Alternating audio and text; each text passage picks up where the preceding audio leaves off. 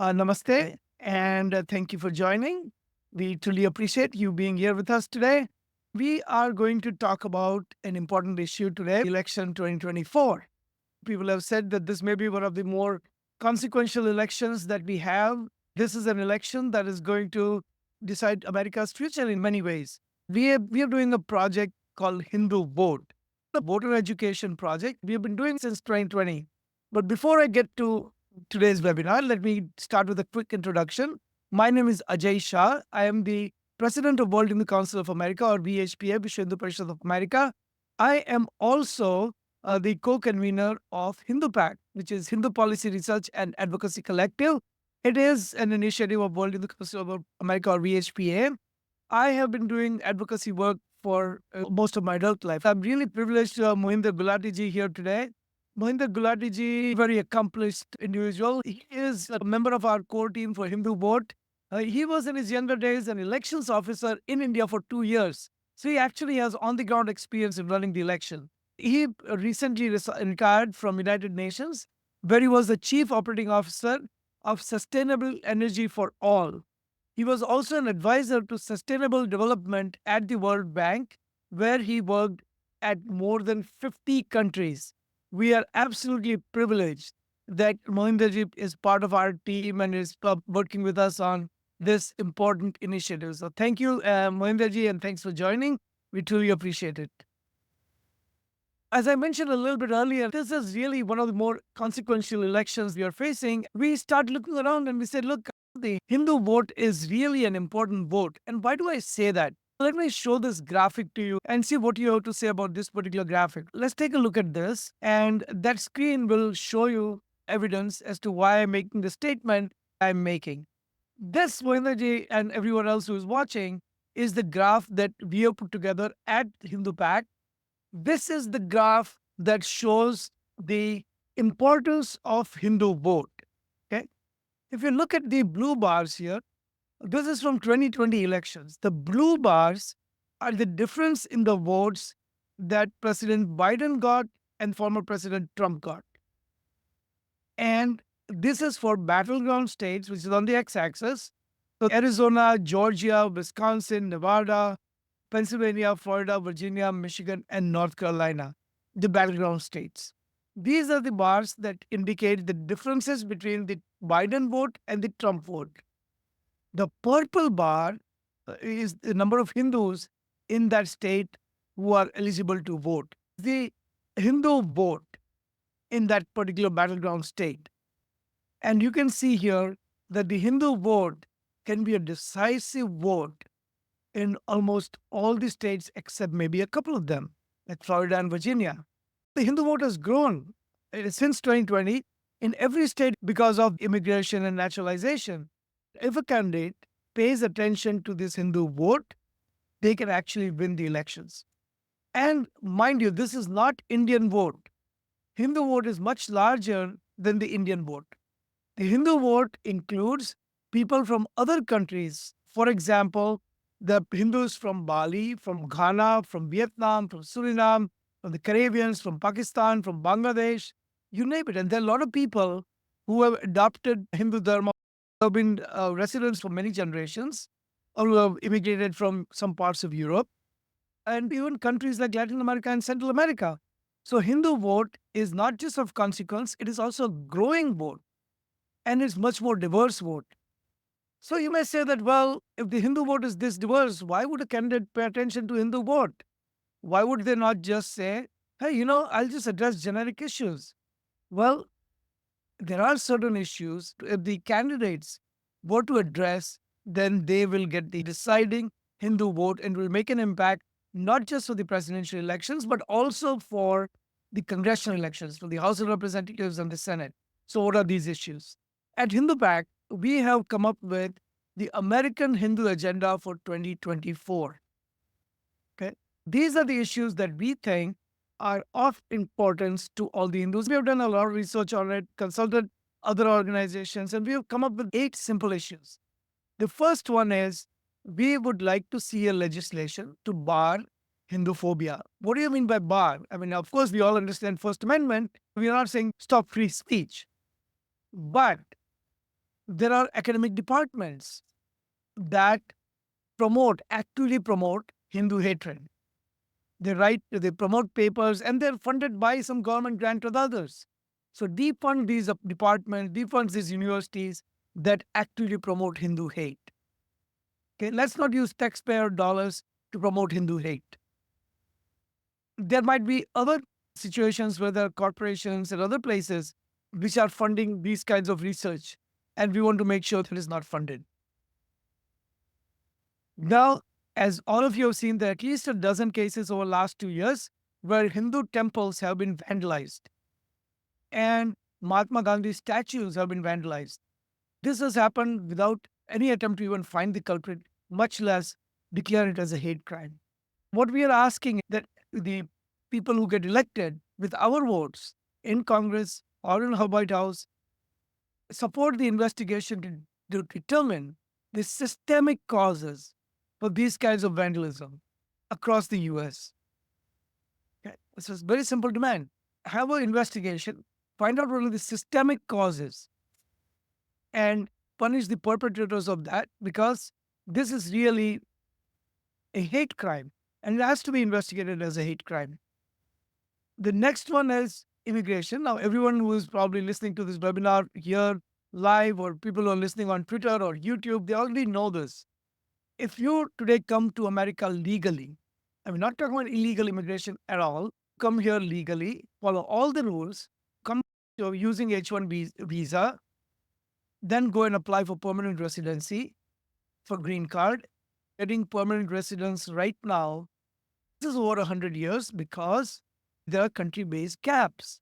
So there are only so many people from India who can qualify.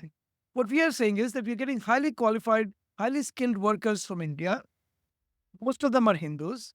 This artificial barrier is keeping them from getting permanent residency, and it actually is hurting America, because these are exactly the kind of legal immigrants you want in America. So expedite the green card for them. Even worse are their children who come here legally when they're very young, 2 years, 3 years, 4 years old. When they turn 18, they don't have green card. Their parents don't have a green card yet.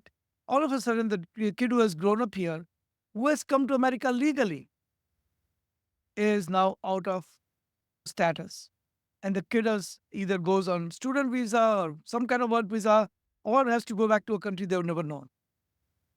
And again, we are only making argument for kids who are here legally. Okay. The next one is supporting the merit-based education and occupation.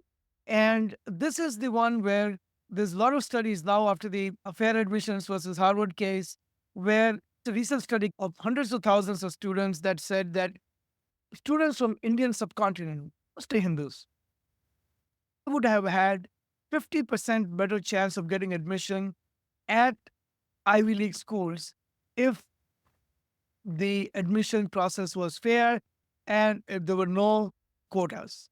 So if the affirmative action policies were not in place and the numbers were not artificially capped at 17, 18%, then these students would have had fair admission chances, and they would have actually 50% better odds of getting into one of these Ivy League schools. We want college educational and occupational opportunities to be based on merit and not on some artificial quotas. We want the candidates to actually support this Supreme Court ruling and not try and override it. The other one is we want to hold religious theocracies like Afghanistan, Pakistan, Bangladesh that abuse the minorities, the Hindu, Jain, Sikh, Buddhist, Christian minorities, to be held accountable. What we mean by that is America has a lot of soft power, gives a lot of aid to these countries. We want to make sure that these countries are held accountable. So we don't see a 12-year, 13-year-old, 14-year-old girl being kidnapped and converted to Islam, married off to men they don't even know, who are much older than them. These little girls now become victims in a sex crime. But you have seen recently what has happened in Bangladesh, where the mandirs have been vandalized, Hindus have been beaten on the streets, Hindu businesses and homes have been burnt, Hindus have been forced to resign from their faculty jobs and police jobs. We want America to exercise its soft power and hold these theocracies accountable. The next one is very simple. There are a lot of statues, murtis as we call them. Murtis have been actually stolen or decapitated and the head stolen. If you go to Cambodia and you go to India, the murtis that are stolen, people are worshipping them. These are especially older murtis. They've been worshipped for hundreds of years. We want to make sure that these artifacts that are taken, stolen, given to private collectors, gone to museums, these are sacred murtis. They be returned so that people can place them back in mandirs. The next one is we want to make sure that US promotes a multifaceted partnership with India. What I mean is that, look, America and India are natural allies. America is our karma bhumi, India is our dharma bhumi, but we both practice democracy. Bharat, India has practiced democracy for thousands of years, from the times of Mahajanapadas. That's about 3,000, 3,500 years ago. And America, being one of the more prominent democracies today, come and work together as equals, as allies, and not government instruments like USCIRF are not used to malign India and really used as tools by vested interests to break apart this natural partnership. So we want the candidates who get our support to actually promise us that they will use these tools, commissions and agencies that US government has for the good of promote, and by good I mean promoting this multifaceted partnership with India. And finally, and I'm sure Mohinderji will talk a lot more about it, is support legislation that promote environmentally responsible and sustainable development.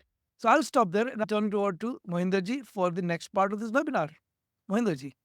Thank you very much for this wonderful introduction, Ajay. I wish to all those viewing this webinar and those who might view it later on, happy Diwali. It's a little early, but it's around the corner. So wishing you all a very happy Diwali.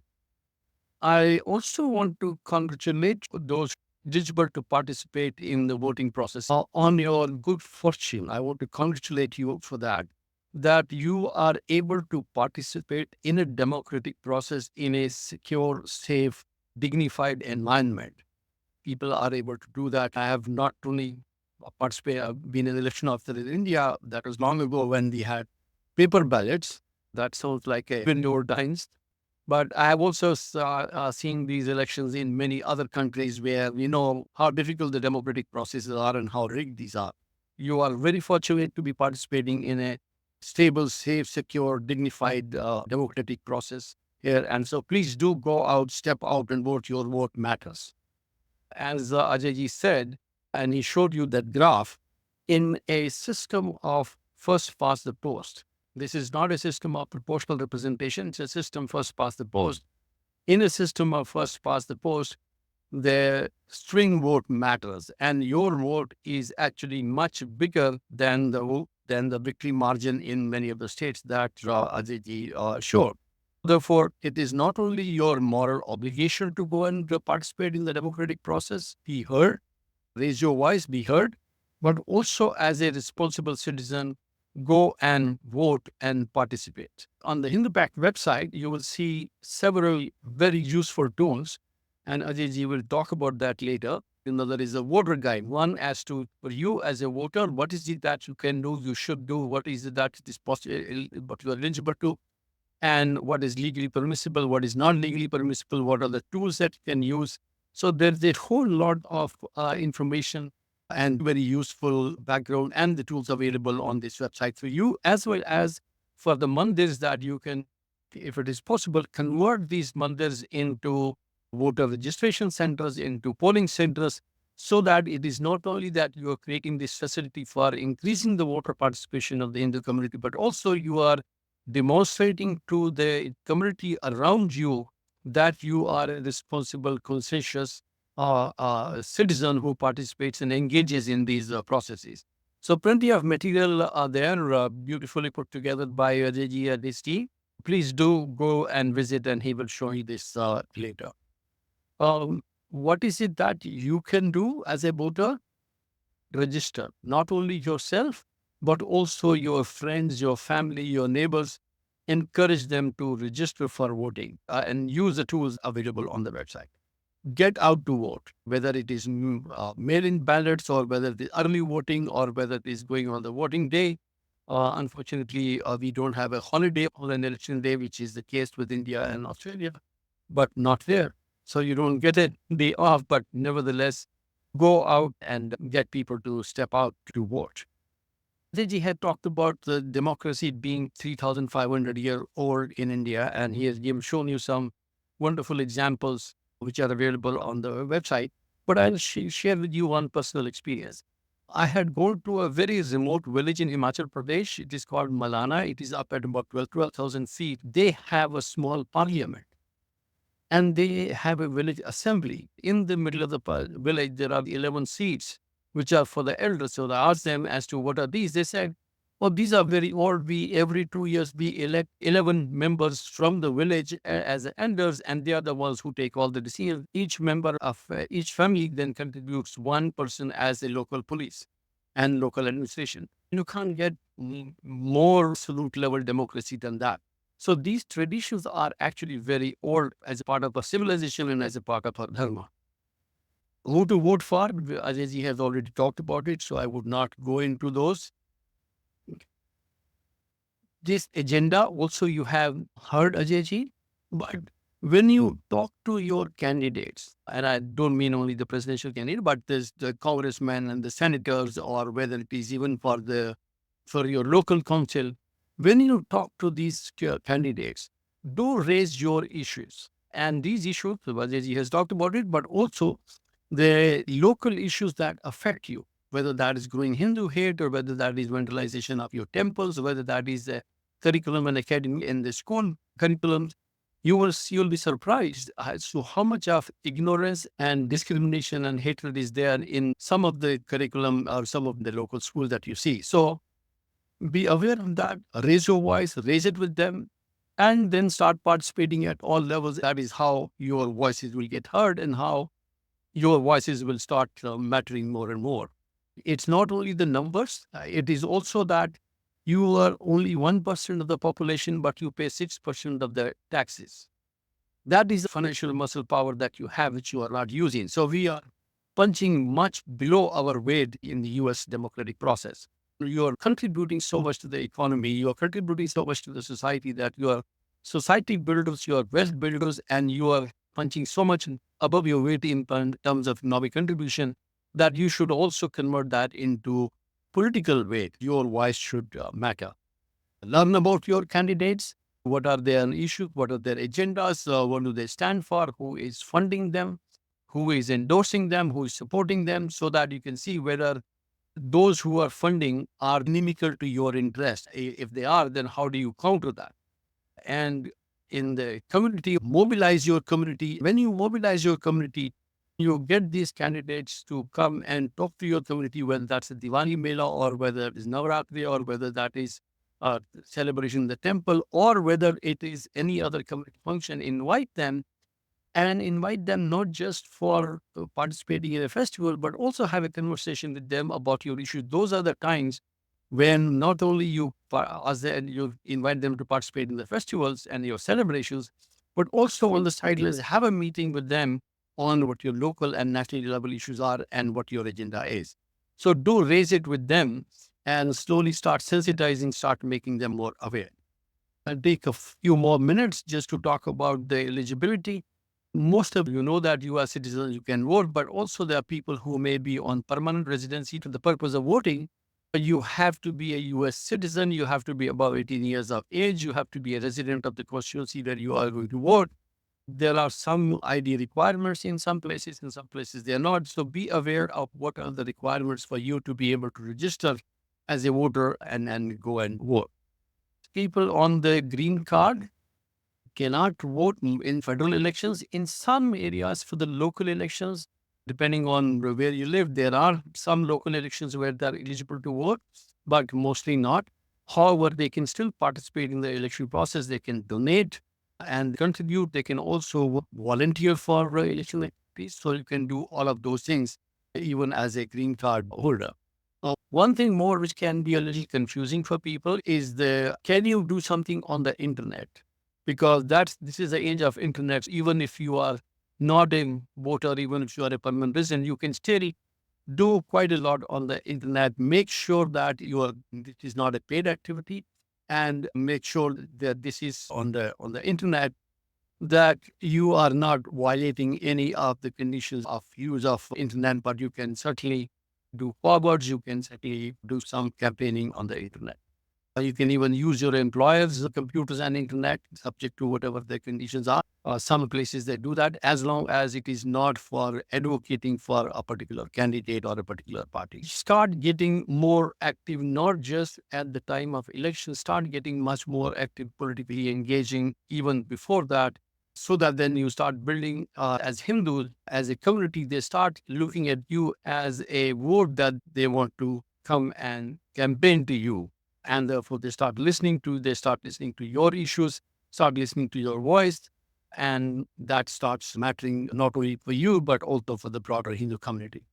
So let me just stop there, because now Ajay ji will show you as to give you a demonstration of this website as to how to use it, how to navigate it. Do go out and participate in the election on 5th or before, and do take your friends and family and encourage them.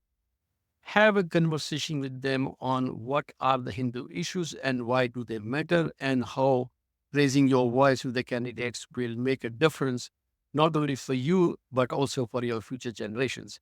Become more aware. If you need more information on some of those issues, more details, there is a lot of material available on the PAC website. Use that material, or otherwise you can get in touch with us to seek more clarification. We have people who are more knowledgeable about it and can respond more accurately to your questions, so that you are much better informed in engaging in conversation with your local candidates. Thank you very much for listening to me, and thank you very much, Ajay ji. I hand it over back to you. Thank you, Mohinderji. That was incredibly helpful, and the way you articulated it made all the difference. So thank you very much. Mohinderji mentioned about a website that we have, and this is a very unique website. And I am really proud to say that, not because we have created this as part of Hindu Pact, but because really, if you compare it with a website for any advocacy group, faith-based advocacy group from any faith, I think our website is head and shoulder above any other website you'll come across for a similar purpose. And as a Hindu, you're going to be proud of the fact that you, as a Hindu community, have a resource that is unparalleled from anything you would have ever seen. So let me share my screen and go over the website. So the website is HinduVote.org. That's HinduVote.org. And this Hindu Vote website there's multiple aspects to it. I will show you a few of them without taking up too much time, and then you can explore the website on your own. Mohinderji mentioned tools. You can see the tools for voters. We are right here. I'll quickly show you the tools for voters that we have, and there's still time to use these tools. So, for example, you can see that using this website, you can pledge to register to vote, verify your voter registration, you can request absentee ballots, you can sign up for election reminders, or you can look up the donors who's donating to a candidate. If you want to check the voter registration, you click on this link here and use your simple link. Put your first name, last name, address, your birth date, email address. We don't hold this information. This goes directly through a third party to the government, which brokers between the different states. It goes to your state, and um, the information that we get from the state, again, the privacy policy, terms of services, all of that is here. And you get information back from the state that shows you if you're registered to vote or not. Very important, because we want to make sure that you're registered and your registration should show up. We also track a number of bills. These bills are all here from the Hindu perspective. And we also have a legislative report card which says how many legislators, like people in the House of Representatives or Senate, support a bill that we support as Hindus or oppose it. The guide that Mohinderji showed is voter guide. It's right here. We also have the Hindu American agenda. And there's one more thing, and I'll show you that. So Mohinderji talked about the agenda. He also briefly kind of flashed on the screen the candidate questionnaire. So we converted this agenda into a questionnaire. And this questionnaire was, as a survey, was sent to all the candidates for House of Representatives and the Senate. So it basically went out to 1,076 candidates who are running for various offices: Republicans, Democrats, Independents, Green Party candidates, and everyone you can think of. Okay. So all of them got this survey, and as they fill out, I'll show you where the answers come. We also have a unique guide for temples and nonprofits, and this is the guide which tells the mandirs and the nonprofit what they can and cannot do legally during the election, like setting up the polling booth or setting up the candidate debates. They can issue statements, how they could do all that without jeopardizing their 501(c)(3) status. Okay.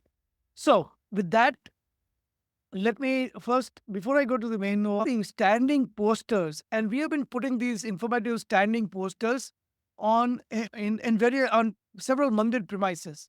So you can see we have now about 30, 35 or so.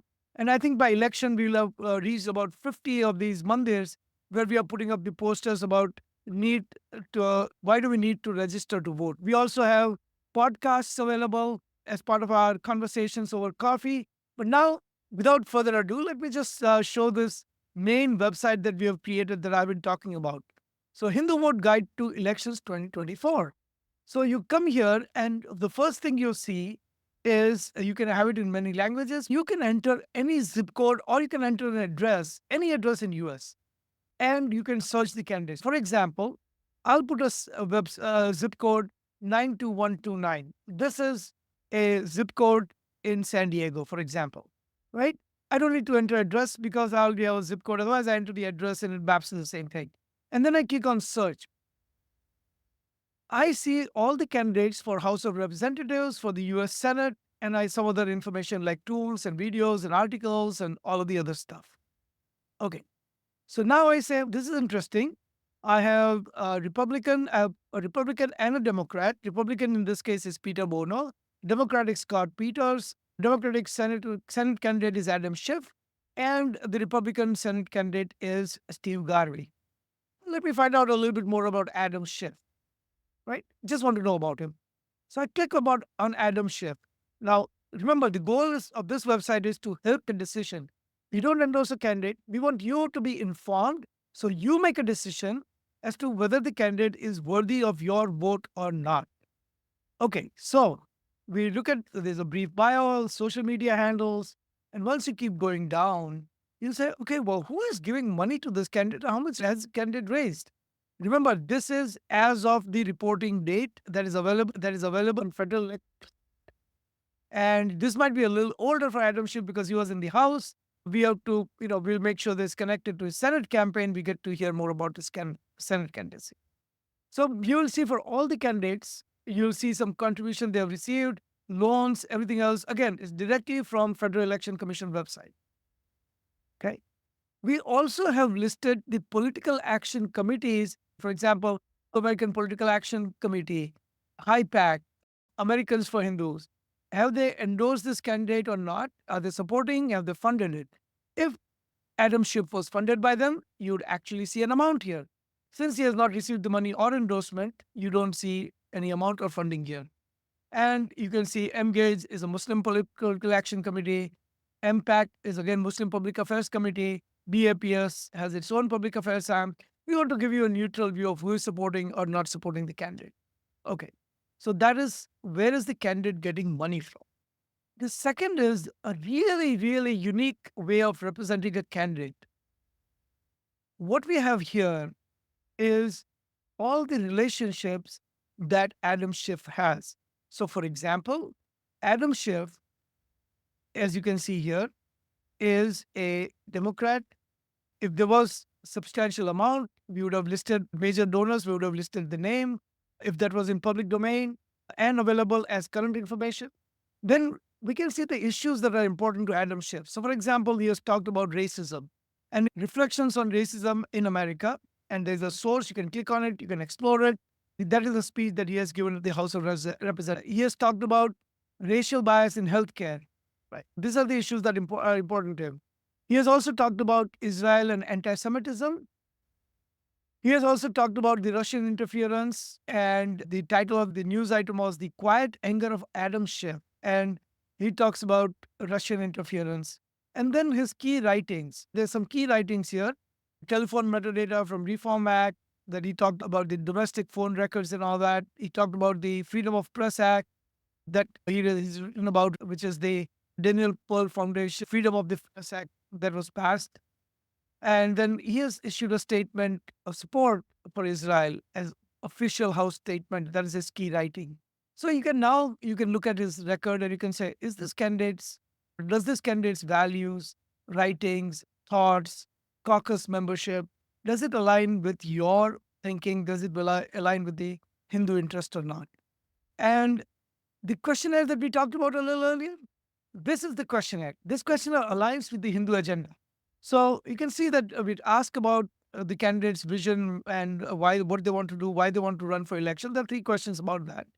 Very simple. Then the Hindu hatred question and the Mandir vandalism question is combined into a single question, and that is to counter the growing hate instances. Do you support this House Resolution 1131 that was proposed by Sri Thanedar in condemning Hindu phobia, anti Hindu bigotry, and other purposes? So we want to know if a candidate, whether it's Adam Schiff or his opponent or any candidate running for Congress, House, or Senate, what is their response? They've all been sent this custom link, and they click on the link and they respond to this simple question that should take no more than 5 minutes to respond to. Then it automatically gets populated on this website. If they are not responded to, then it will just say waiting for the responses. And then there are affirmative action. What do you think about affirmative action, about the immigration policy, about international human rights, about the foreign policy? Again, it mirrors exactly the American Hindu agenda is reflected in this questionnaire. Questions, right? And that is, what do the candidate, we think that these are important questions for our community to know about. For example, what the candidate thinks about the gun control issue and about the abortion. Again, we are passing no judgment on it. We just want to know what the candidate position is. Okay. And then here are remember I told you that we track the voting records or who is sponsoring a particular legislation or a bill or resolution. And we follow that and we say, okay, does this candidate's position in alignment with the position that we as Hindu Pact on behalf of Hindu community hold? And if there is no position taken, then you would see NA. But in case of Adam Schiff, if you go down, look, with the Hate Crime Commission Act of 2023, we think it should be supported. Adam Schiff has supported it. So they give them a thumbs up. If there are cases where we don't support it, we'll give them a thumbs down. Okay. And there's one more part of this website. Now, this is important part of the survey. This is, we want to know here what you think about a candidate as a voter in his constituency. Has he been involved with the Hindu American community in his constituency? Do you think he appreciates the Hindu American community? If you don't know, you can just say neutral. Do you believe that he would be a strong advocate for US India relationship? Do you believe that this candidate is aware and appreciates of the growing level of hate being directed at the American Hindu community? We saw that he supported one legislation. We just strongly agree. And does he promote merit-based educational opportunities? If you don't think he agrees, then you can say no. Again, I'm just demonstrating a website. So this is how we vote. And then you can then, if there are enough number of survey responses to make it statistically significant, then you would see the survey responses here. The idea is that you want to know what your fellow Hindus are thinking about this particular candidate. And that is yet another way of judging the candidate. So we have 5 different ways of judging a candidate. You judge the candidate based on what voters in his or her district saying or state saying about the candidate from the Hindu perspective. What are the bills or resolutions that the candidate is supporting, whether they are in agreement with the position that we as Hindu Pact have taken. We have here a response to the questionnaire that we sent, all the relationships and the speeches that the candidate has given, and all the political action committees and funding that candidate gets. Okay. So these are the ways that we evaluate a candidate using this website. Now, let me go back and show you one final thing. Let me show you what that looks like. These are the bills that we track. A quick demo on what we are tracking. So all the bills, at what stage the bills are in. HinduVote website is absolutely critical for all the Hindus because they can see what is going on without going through all the sources to find out what is important of Hindus in Congress. You can just go to this one page and you can see all the bills in House and Senate that are being tracked by HinduPAC. To make things even simpler, we also have a legislative report card. So every 2 years, we update this and we say, okay, in the past and this current Congress, what are the bills that are important? Same bills that we showed earlier in the bill tracker. And now we have all the candidates who have opined on these bills one way or the other. And we can show you who are supporting Hindu bill causes with a thumbs up and who are not supporting the Hindu causes with a thumbs down. Now, these are politicians, so you can see some of them have a thumbs up and thumbs down. So now we leave it to you whether to weigh the pros and cons if they have one thumbs up and one thumbs down, right? But this is how we have 160 candidates all scored over here. See that? Okay, so with that done, I go back to this website and I want to show you a couple other things. These are some really two of our leaders. Deepa Karthik is leading the Hindu Vote Initiative, and she's the executive director for HinduVote.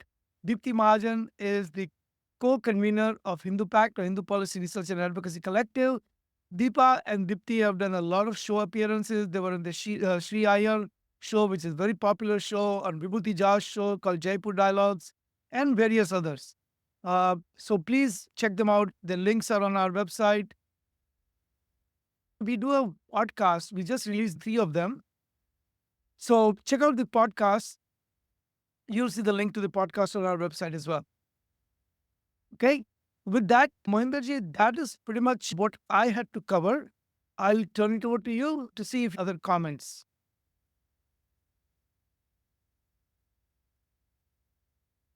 Now, thank you very much, Ajay. Even I learned quite a bit in your presentation on navigating through the website, all the wonderful work that is being done. I can tell you that this level of information, this level of awareness, this level of that created, it is not common to see this level of information and the tools being made available to the voters anywhere. I have seen it in many other countries where I've worked from the World Bank and the United Nations. This level of voter education, voter awareness, the level of information that we are putting at the tips of their fingers to be able to make an informed choice and a conscious decision, that is very rare. Heartiest congratulations to you and your team for having done this great work. Thank you for our team, Mohinderji. I'm a newbie, so you conducted me recently, so I'm learning my way. One appeal that I would like to make to the Hindu community here in the US is to make better use of your mandirs to create awareness in the Hindu community about the public policy choices. We are not talking about the partisan politics. We are not talking about party politics. We are not talking about electoral politics. We're talking about public policies. And the mandirs should be at the vanguard of creating awareness in the Hindu community or the temple communities on what are the public policies, how they affect you, what are the pros and cons of those, and what is it that you can do about it. So become much better, much more informed citizen about the policies that affect you. And the mandirs should play that role because that is one place where everybody gets together.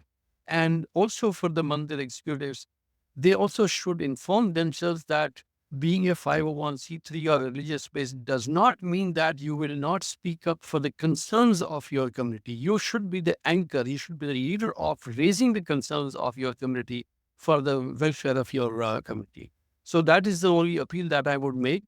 And that is what we are trying to do through Global Hindu Temple Network, that the temples should become not only the places of religious worship, but also places of social consciousness and re-energization of the Hindu communities everywhere. Should become center of social, these cultural activities, religious activities, economic activities, but bring more social cohesion and public policy awareness, not only for yourself, but also for younger generation and bring them to the temple, become aware of the public policies that will affect their future and become much more proactive. Again, happy Diwali and wish you all a wonderful election day and wonderful election results. Thank you. Thank you, Mohinderji. And I'll close with one final appeal. All this take resources and a lot of funds. So my appeal to the community would be that please go to hindupack.org/donation, or just go to our website, click on donation button on hinduvote.org, click on donation button anywhere, any of the websites. So hindupack.org or hinduvote.org, click on the donation button and help us as much as you can, because none of this is done on cheap. It does take a lot of resources to develop a sophisticated website like this. We would appreciate the community support in enhancing support and maintaining this website and really create a professional grade resource for our community. We are a 501c3. All the donations are absolutely tax deductible. And again, we are not endorsing any candidates. We are just providing tools for to evaluate the candidates who will vote in alignment with the Hindu community. Thank you for Namaste. Namaste to everyone. I'm really privileged to have Mohinder Gulati ji here today. Mohinder Gulati ji, very, very accomplished individual. He was actually in his younger days, he just told me that